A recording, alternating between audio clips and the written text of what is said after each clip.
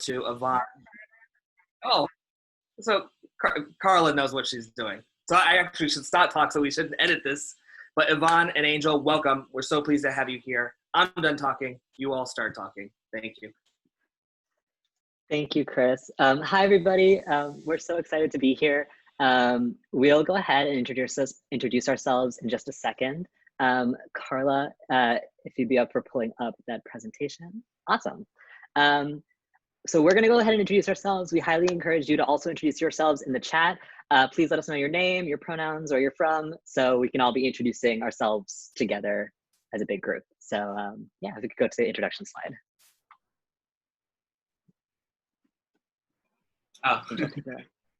So, hey everyone, my name is Angel Velez. I go by he, him, his pronouns. I am a rising sophomore at Rutgers University, Newark, studying public and nonprofit administration with a minor in social justice.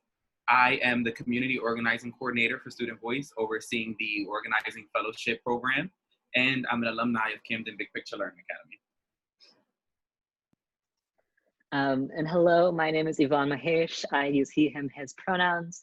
I am a rising sophomore at the University of Rochester. I am studying anthropology and sociology and ed policy and everything. And I am the ambassador program coordinator and working on field strategy for Student Voice. And I'm an alumni of Gibson Egg High School in Issaquah, Washington. And we are so excited to be here today. If we can go to the next slide, I'll walk us through our agenda. So today we're going to start off with a discussion. Definitely want to hear from a few of you about some of what's happening right now. You know, it's an interesting, weird time in all of our lives. It's a stressful time. It's a big time. It's a revolutionary time. So we want to hear from some of you about what's kind of going on. We're going to talk a little bit about a group of student organizations called the Education Justice Collective. We're going to talk to you a little bit about this campaign that Student Voice and the Education Justice Collective are working on called Move School Forward. We're going to participate in a quick breakout discussion, and then we'll leave you with some next steps and action items that you all can participate in going forward, so that this isn't just a silo of information, that there's things that you can do with all the information we're about to give you. So yeah, we're going to start off with a discussion, and we'll ask folks to come off mute and share their answers. So go ahead. So the question we want to frame around this time is, in the wake of COVID-19 and racial justice uprisings around the country and the world, how are education inequities being brought to light?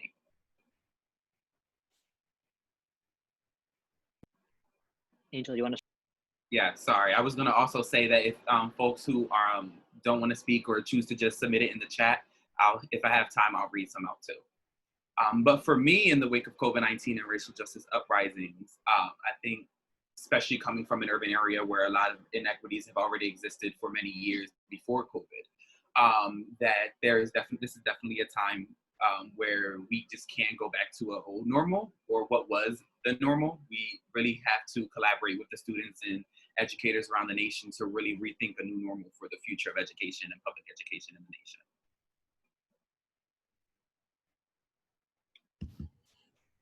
Hello, Anicia Williams.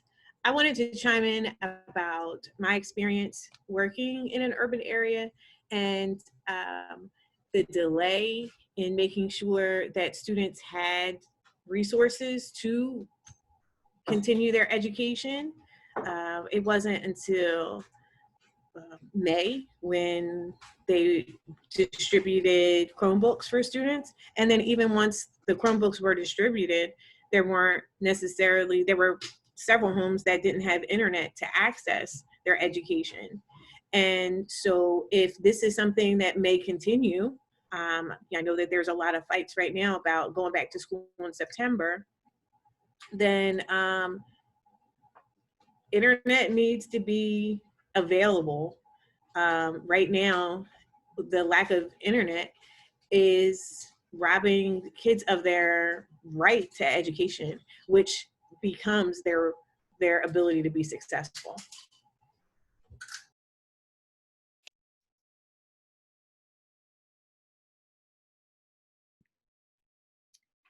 In our area, in the Kansas City Missouri area, we had two predominantly white area schools actually put out notices saying we have done wrong to our students of color, and we will do better. We will make sure that we are paying attention to this. We'll have an organization or like a committee put together to really look at these situations that are happening between whether students and students or teachers and students, and we're wrong and we need to fix it. And so I was really floored to see that happening in our area.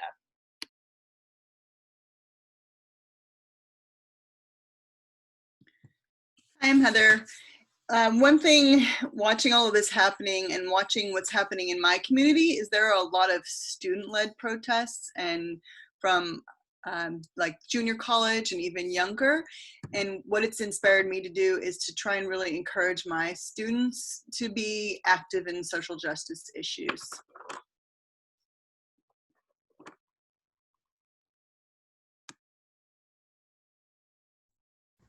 Hey guys, my name's Christine and I'm in New Zealand, and we're slightly a bit different from you, obviously. We've returned to school, and for us the whole racial justice uprisings has permeated over here. We have our Indigenous people, the Māori people, standing up for Black Lives Matter, but it's also crossed over into the trans LBGQT plus field as well. And this is happening obviously through the media of social media, and there are a lot of student-led initiatives happening everywhere. But one of the, I guess, learnings that I've noticed is that people are calling there a great device divide or inequity around devices, and we actually pushed back on that and saying it wasn't the device inequity, but actually the lack of understanding of how to effectively teach at distance or in an online or in a big picture way. And so in New Zealand, it's been a really cool opportunity to explore across our sector what big picture learning could look like, because it allows that potential and that opportunity for students to learn in their own place, at their own time, in their own space. So yeah, we're getting there. I'm Jennifer from California, Northern California. I have a county community school, so while I would not say my town is very diverse, my school is, because I've got lots of at-promise youth and youth that are just struggled, and other systems and other schools have failed them. So when they come to me, oftentimes I'm their last shot at getting their high school diploma. So really pushing and fighting for them. But I think, agreeing with Christine, I think it was a lot more eye-opening to how, as school systems, we failed the kids because our teachers weren't prepared on how to teach the students and know how they were going to access and connect and stay connected to the school. So while we had some of our students that thrived, we had some students that struggled and that really just kind of floundered. And so now, as I'm planning what my school is going to look like next year and what I'm going to do, my focus is on those kids that we just failed in the fall, that just could not engage, and how I can make changes and how to support. I have 2 new teachers, and how I can support them in supporting the students to be more connected and to be more active participants in their education, and whatever it looks like for them and how it's going to be successful for them.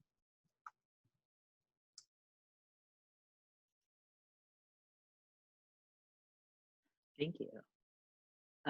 One of the things that I noticed in my community is, I'm sure, I actually don't know, but I'm assuming that plenty of us are on social media. And one thing that's been really common recently is like Instagram story infographics has been pretty common amongst students in particular, I can attest to. Just infographics about history, like as simple as history, US history, and with all of the sources cited and all these like really new condensed ways of showing information. For me, it's brought to light a lot of what we are not taught in school. It's brought up a lot of topics and parts of history that were intentionally left out or intentionally changed in a lot of the curriculum that I was taught as a child. And so seeing this, this wave of mutual education between between peers, between individuals and the rest of the world or social media. I found it really, really fascinating and interesting to like fill in the gaps of my own education using the tools of social media in this moment. Yeah, thank you all for sharing. It's really awesome to be able to hear sort of what your guys' perspective is and how all of us around the world are interfacing with the same issues in very different ways. We're gonna move on to talk a little bit about the Education Justice Collective and Move School Forward and what these campaigns mean. So the Education Justice Collective is a group of about a dozen or so youth-led organizations who are working together to run this Move School Forwards campaign, as well as various other projects. Angel and I both work at Student Voice, so we are one of the many members of Education Justice Collective, but there are plenty of student organizations from all over the country, including Our Turn, Unify Ed, UrbEd, Oregon Student Voice, Gen Up, Teens Take Charge, and plenty more. This collective of students have been student-led organizations and students by proxy have been working together for a few months to create this Move School Forward campaign, which is sort of the center of what we're talking about. And Angel will tell you a little bit more about the Move School Forward campaign on the next slide. Yes. So the Move School Forward campaign has really been an amazing thing that a lot of students around the nations come together to create the demands. So with these 10 demands created by students that came together to work collectively and refine them over several months, not years, through many town hall meetings and through the Ed Justice Collective Slack channel, the purpose of the demands being created was to rethink the reopenings of schools so that we do not move backwards, but instead to progress and create a new normal for public education in America. Yeah, a lot of what the demands were created to do was to really emphasize the fact that education is deeply local and that that's connected to national themes, and that these demands we're about to share with you are student created, student led, through feedback rounds with other students as well as teachers and other school staff. And we're going to share a little bit about these demands and some of the actions that Student Voice, the Justice Collective, and people in general have been taking around them.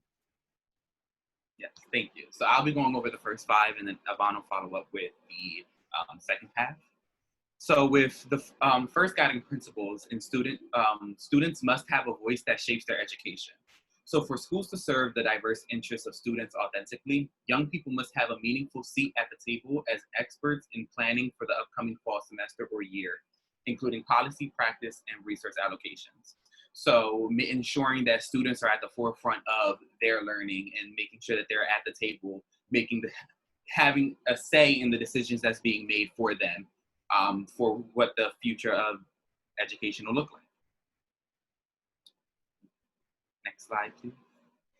So the second demand is a just response to COVID-19 must prioritize comprehensive support for marginalized students. So historically, marginalized communities have disproportionately carried the burden of inequitable resources and budget cuts, especially as they're disproportionately affected by the health and economic effects of the pandemic.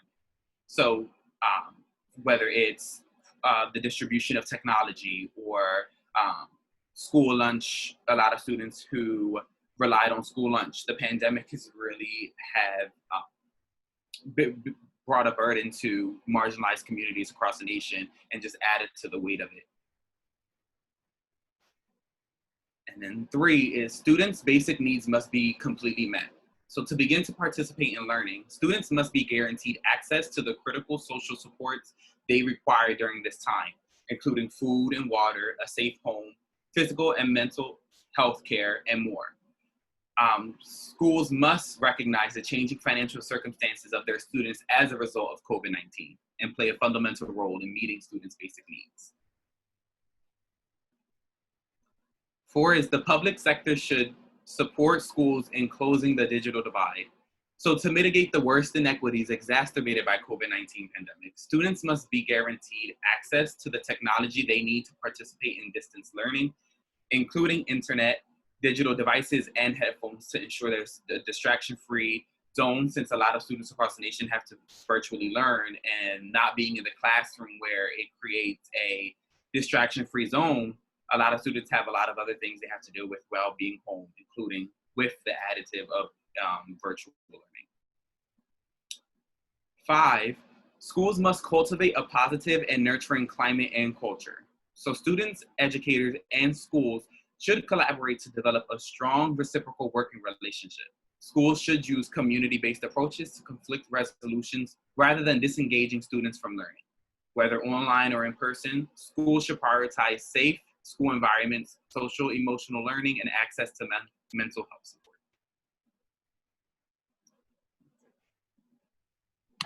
So moving to the second half of the demands. Number 6 is the educational system must move away from one-size-fits-all instructional and evaluation methods on both a classroom and school level.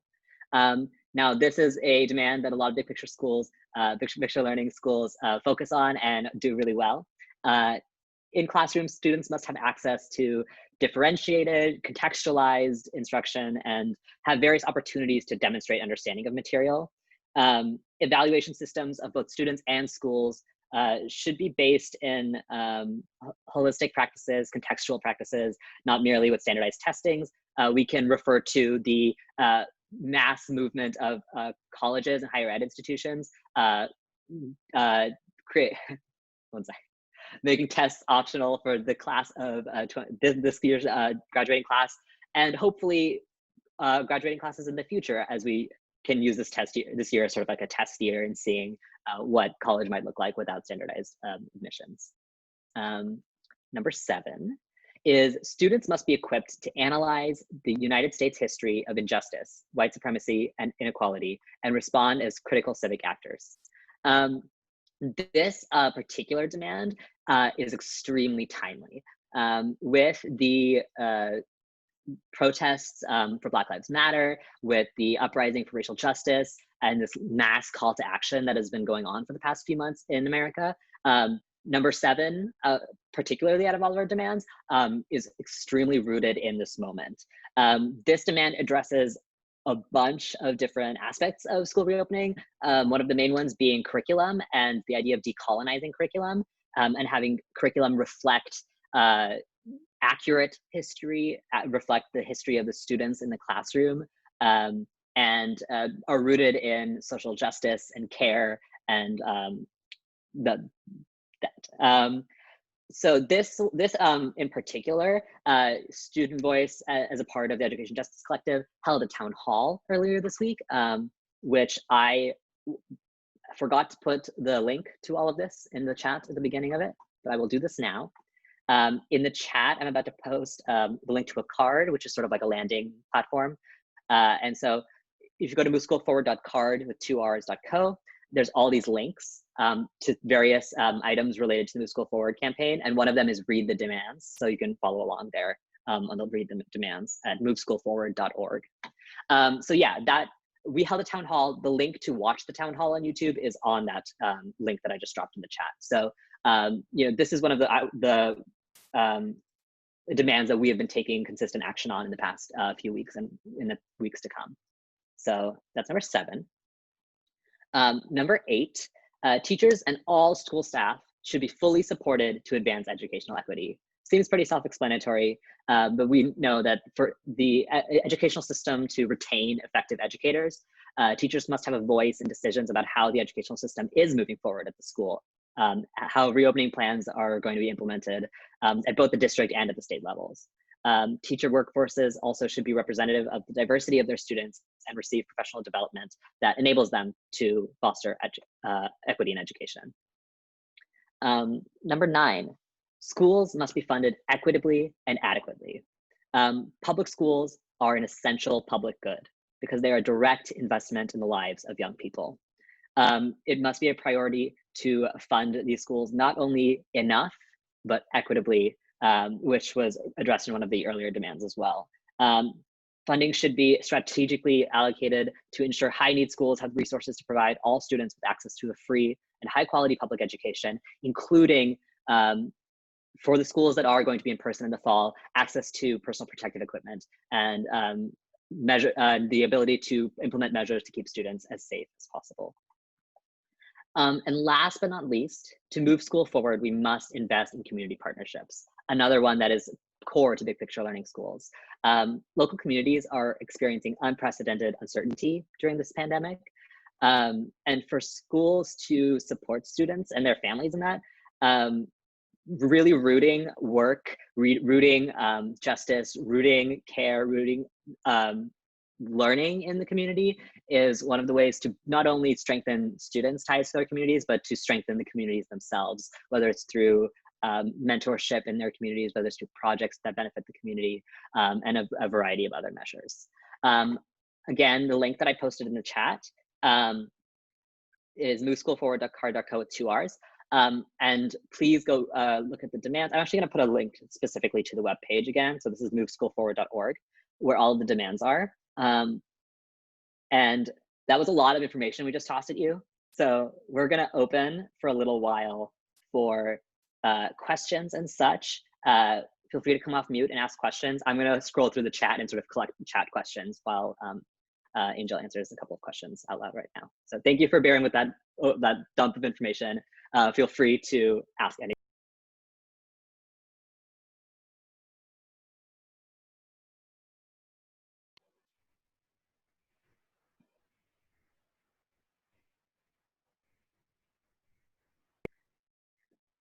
One question I see in the chat is, how did the two of you become involved in this organization and this process?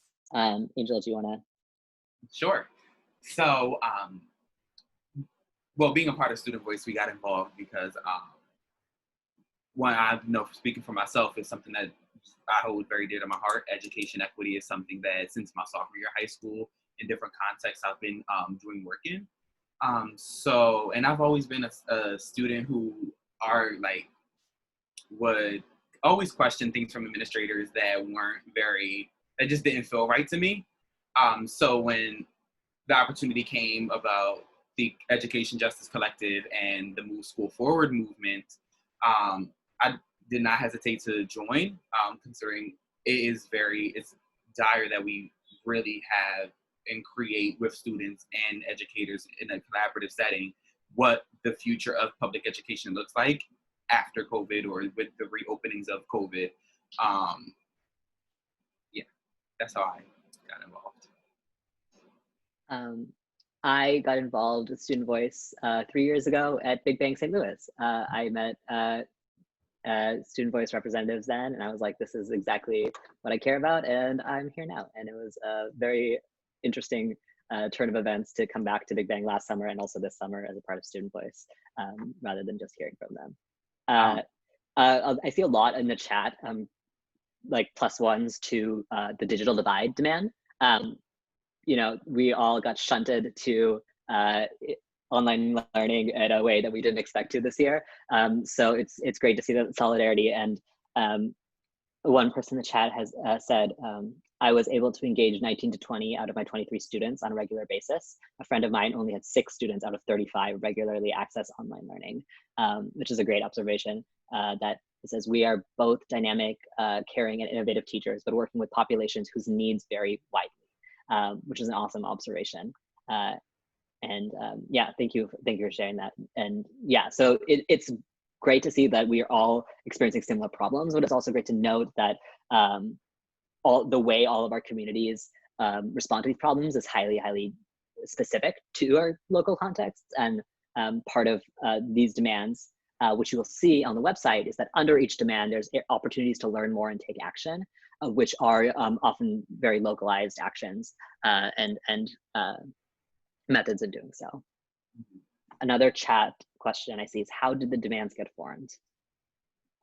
Angela, you want to take this one? Or you want me to take it? So the demands became formed when a group of students, as well as a lot of the different organizations that are involved, came together to kind of rethink how schools should move forward with the reopening of schools either after or still during the pandemic, depending on how, because it's something new every day. But they, over a very several months, and after refining them various times, they were formed through close collaboration with students in different organizations. And the process for these started, I believe, in like April, with a bunch of the organizations that we showed that were in that Justice Collective, Student Voice, Pritchard Student Voice Team, Our Turn LA were big ones, as well as URBED and the Youth Activism Project. Sort of the Justice Collective as a whole is a pretty new collective, founded essentially on this idea of Move School Forward, this reopening plan.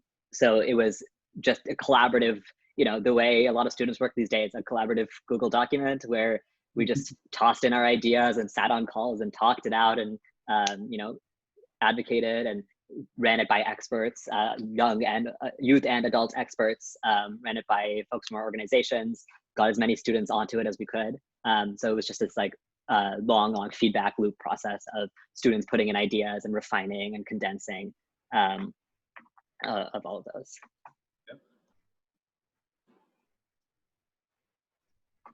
If any folks want to jump off mute and ask questions, you're welcome to as well. Oh, Christine here. Can I just ask, when you were doing that collaboration and the connection, were you getting pushback or like, I guess, dissension from from systems, from structures, or from governing bodies? Like, were they unhappy? Nobody likes to be told that they're doing things wrong. So that's the first thing. So when you get a bunch of students very explicitly saying that things need to change, there's inevitable pushback. This is all, so these demands are, they're demands, they're asks, they are frameworks. And right now, in the past month, has been when the action towards getting these demands implemented has really started. And we can, I will pass to Angel to speak some more on that. And so like that is sort of where we got the pushback. It's within the past month. It's like the difficulties in implementing things such as like, students going to their schools and saying, hey, our curriculum is not, not good. Like, I'm gonna pull some quotes from our town hall that we did earlier this week. But yeah, Angel, if you want to speak on that. Yeah, that was a great town hall. But yeah, so holding town halls each day to kind of represent the different demands for the 30 days since we started. And yeah, a big one, which Yvonne will pull when he pulls the quotes from, was the redesign of the curriculum and how history is taught and things like that through in schools, and a lot of things that just need to really change. And yeah, I think Yvonne covered for the most part, everything else for the demands. Yeah, I'm having so much trouble finding these quotes. I had a document and it's not up, but we had, again, the town hall, which is linked on the Move School Forward card. We had students share their experiences of, our panel was all women of color and mostly students. There was one adult expert, and these women were sharing their experiences of, being a Black student and learning about slavery, and that being the only representation of their history in their classes, just being slavery. And the pushback that they would get when speaking out about, the injustice of not finding yourself in the things that you're learning and only seeing your history and your ancestry portrayed in such a scary and negative light. I definitely don't want to speak to it. So I would, again, highly recommend listening to that town hall, because there's documented experiences of pushback and sort of how, like, in this process of trying to push for these changes, like the pushback that these students have gotten. So I highly recommend watching that.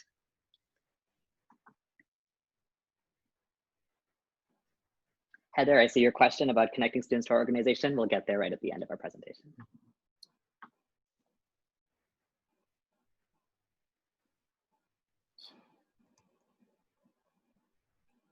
So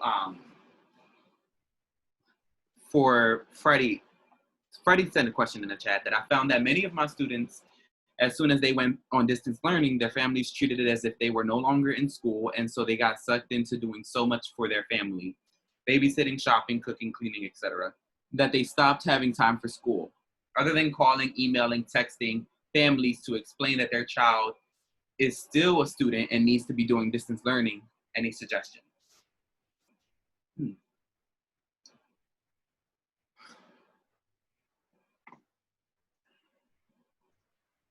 I mean, I finally got to the model where I was Zooming one-on-one with students once a week, and I was mandating that they bring a parent to the Zoom meeting with them, or a significant adult figure.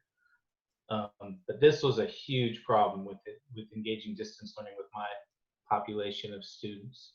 You know, so I was just curious if you or anybody else experienced this and had any suggestions.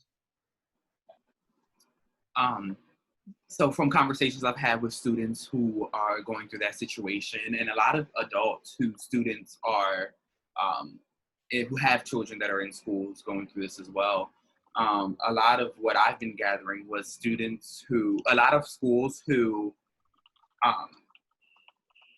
aren't doing asynchronous, but are doing synchronous, so where they are conducting the classroom as if they were still in the school building with the 90 or 45-minute periods, each Zoom call. So it'll initially be 8 Zoom calls a day for the 5 weeks. And so a lot of students, and then on the other hand, you have students who can't really escape their environments. So what I've been telling students who are in those situations is to kind of really reach out to the educators and kind of see if the work can be submitted, whether weekly instead of like due dates every day, or if there can be bi-weekly calls instead of every day, to be able to kind of like mitigate the distractions from home and school at the same time, because it certainly can be a lot to handle being the student with all that's going around, considering you're not in school, so you're not in an environment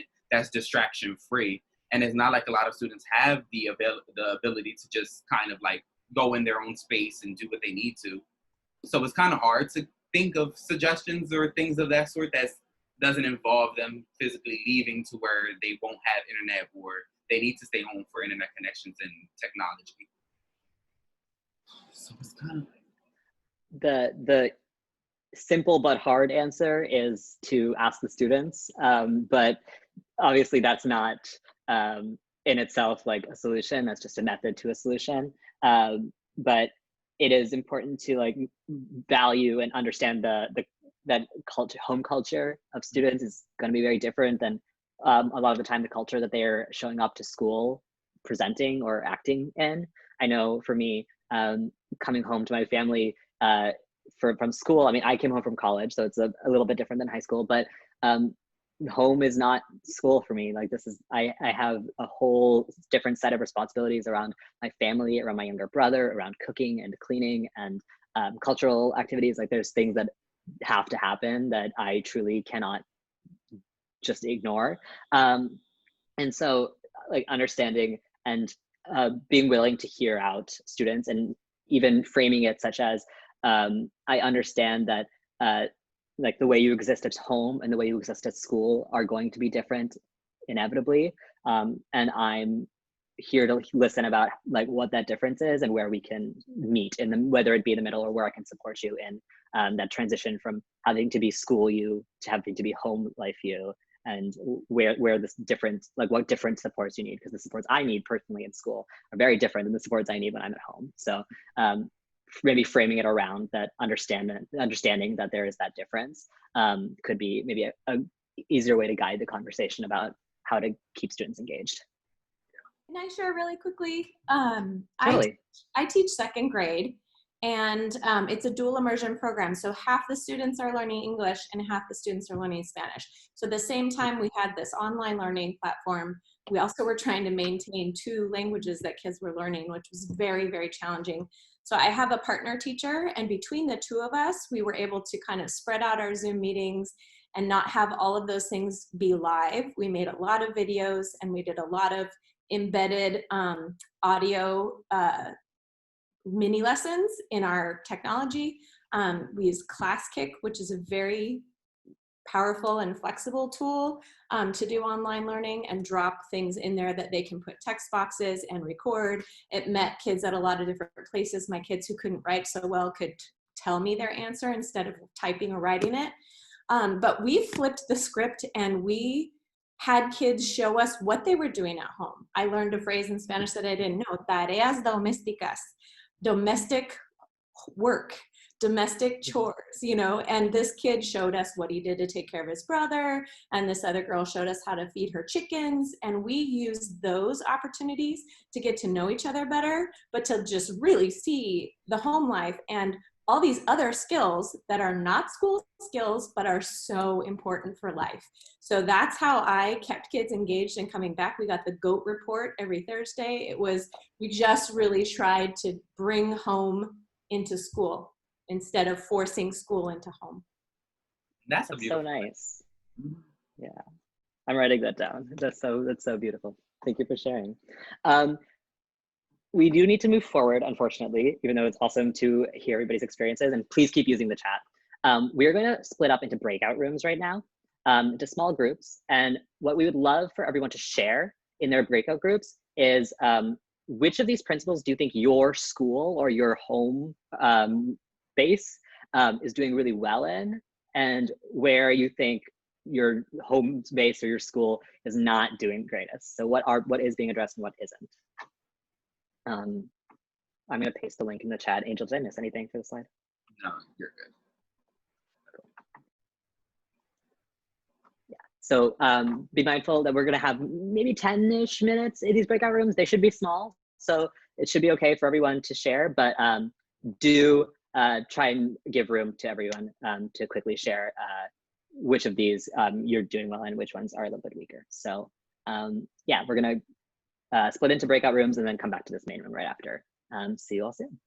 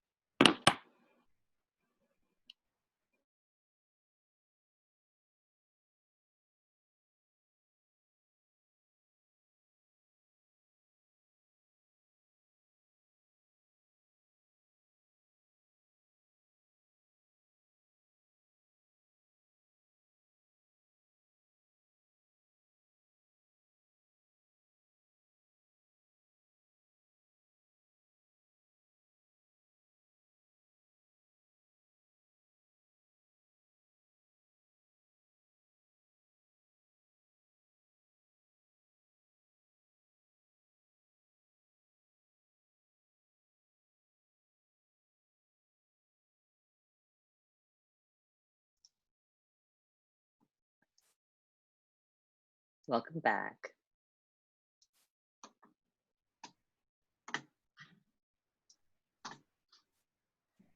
If you weren't able to finish your thought, or if you were cut off in the middle of a thought, feel free to continue it in the chat so that folks from your breakout room can see. I am going to attempt to share my screen.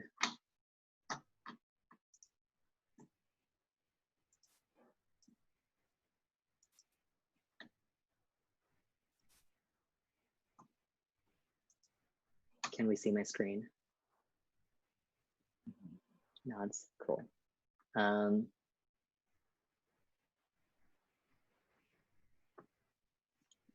Yeah, whenever we're ready.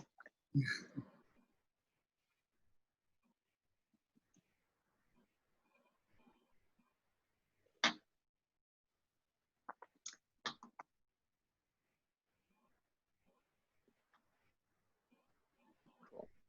The first thing we wanted to show everybody was the card. It's a new platform for me as well, but it's this cool little tool that allows you to keep a bunch of stuff in a smaller space. So within this card, we're going to leave you now with action steps. So within this card, you can sign on to the campaign, the Move School Forward campaign. You can get a link straight to the demands.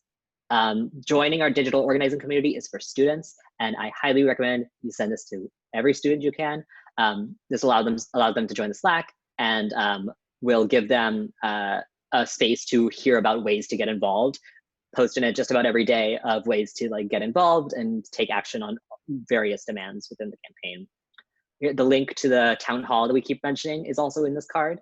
So is the action guide regarding demand number 7. So Decolonize Ed is demand number 7 around analyzing US injustice.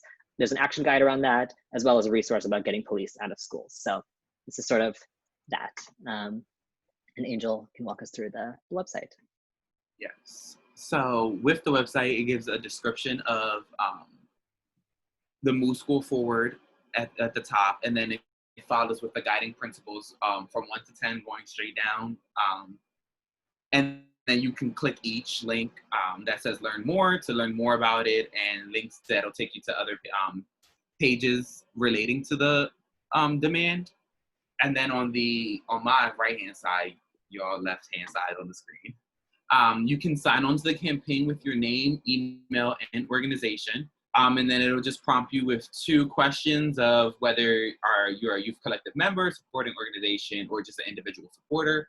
And then, are you interested in receiving the media kit to help amplify the Move School Forward campaign in your community, school districts, or organizations, if that's where you are? Yeah, so as we all discussed what principles our schools are doing well with and which ones we aren't, our action item for all of you is to take a look at this website, click on Learn More, and look at the How You Can Help section. So under each of these demands, there's a How You Can Help, which is a concrete action step you can begin to take to either deepen your understanding of that principle or to start making change in your community. And I highly recommend every single person here take a minute to look through that How You Can Help section of each of these, or to begin learning or reading or watching the various resources that are under the Learn More tabs. And again, please share with students. We would love to have more students becoming a part of the Education Justice Collective, because making these demands actually have change is a matter of getting students on the ground making that change. I mean, just having words on a screen isn't going to do much more than just having words on a screen. So having students behind these demands, working on them every day like we are, is what's going to make a huge change. There's also other ways for students to get involved with student voice in particular.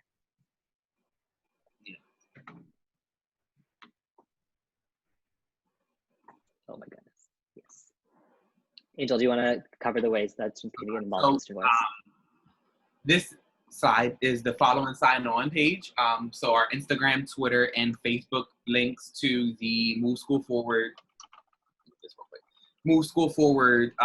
profiles and pages will be there for you guys to go to, explore, sign on to, and and just get more information about the Move School Forward and all the things that are coming up for it too. And in a few weeks, Student Voice in particular, we're opening our program applications. I know there was a question in the chat earlier about how students can get involved with us. Student Voice is opening, we're opening our program applications in a week. Angel, do you know the date is? July 27th. July 27th. And so if students would like to get involved with us in an organizing capacity, Angel and I both work on the organizing side of things. We also have a journalism program that students can apply to. And so that's opening in a week. So you can follow Student Voice on social media, which I will also put in the chat. Student Voice on Twitter and Instagram. You can follow along with us there or at Move School Forward for ways for students to get involved. And we welcome questions and comments from you all and from your students at any time. Is there anything else you wanted to say, Angel? That's all. It was a pleasure being able to have the opportunity to go over the Move School Forward campaign with all of you, and great to see so many familiar faces and new faces, of course, and looking forward to the future of the campaign. Thank you all for joining us. If you want to stay and chat, we'll hang out for a little bit. Yeah. Alicia, send your college students our way, or not college students, students who are out of high school our way. We would love them to be part of this. Yeah.